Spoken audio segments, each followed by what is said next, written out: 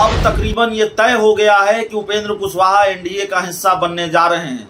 हालांकि उपेंद्र कुशवाहा की तरफ से आधिकारिक रूप से ये नहीं कहा गया है, लेकिन कल उपेंद्र कुशवाहा देश के गृह मंत्री अमित शाह से मिलते हैं और अमित शाह से उनकी मुलाकात होती है और मुलाकात के बाद ये कयास लगाए जाने शुरू हो जाते हैं कि उपेंद्र कुशवाहा एनडीए में वापस आ रहे हैं। नमस्कार, आप देख रहे हैं धा न्यूज और मैं हूं अभिषेक मिश्रा। अब तकरीबन ये तय हो गया है कि उपेंद्र कुशवाहा एनडीए का हिस्सा बनने जा रहे हैं।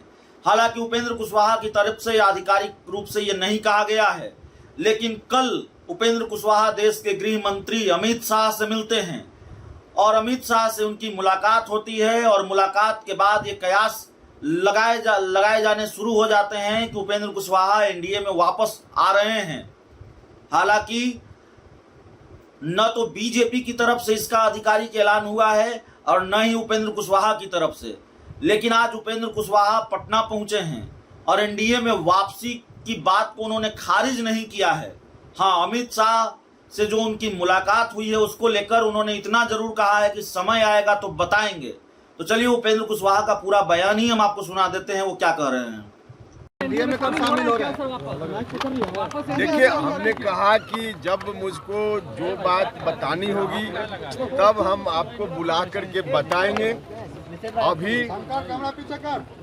उस स्तर तक हम अपने को प्रिपेयर नहीं कर पाए हैं कि हम उन चीज़ों को आपसे शेयर करें। जब शेयर करने की आवश्यकता हम महसूस करेंगे तब हम शेयर करेंगे। नीतीश कुमार एक तरफ जहां प्रयास कर रहे हैं सभी विपक्षी नेताओं को एकजुट लाने के लिए, क्या लगता है कि ये संभव है नरेंद्र मोदी को हरा देना?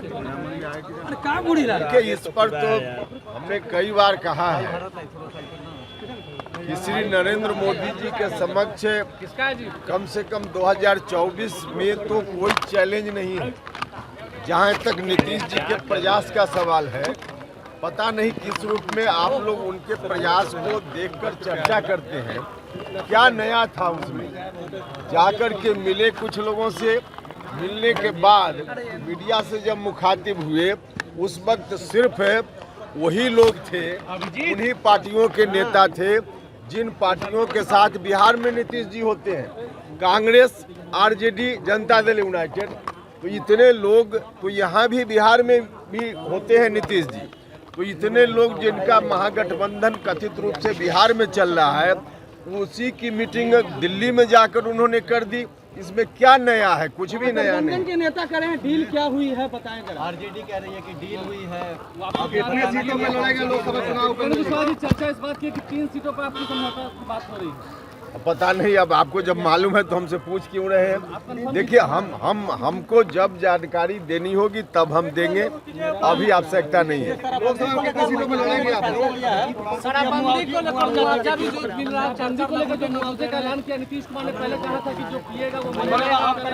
देखिए, नीतीश कुमार जी ने जिन जिन विषयों पर जो पॉलिसी इतने दिनों में अपनाई है, उनमें से अधिकांश पॉलिसी का खामियाजा आज राज्य भुगत रहा है और इतने दिनों के बाद उनको पीछे की बातों में परिवर्तन करना है, इस बात की आवश्यकता महसूस हो रही है।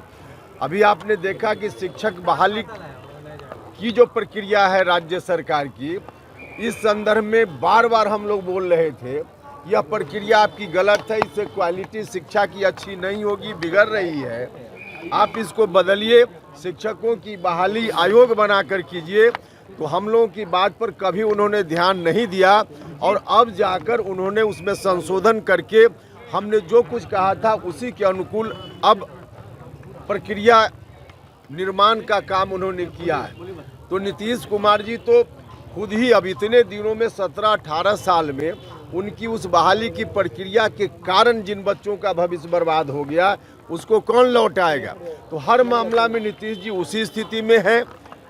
कुछ भी नहीं, जो किया उसको भी बदलने की ज़रूरत, कई जगह बदलने की ज़रूरत बहुत पहले थी, लेकिन आज आकर निर्णय ले रहे हैं।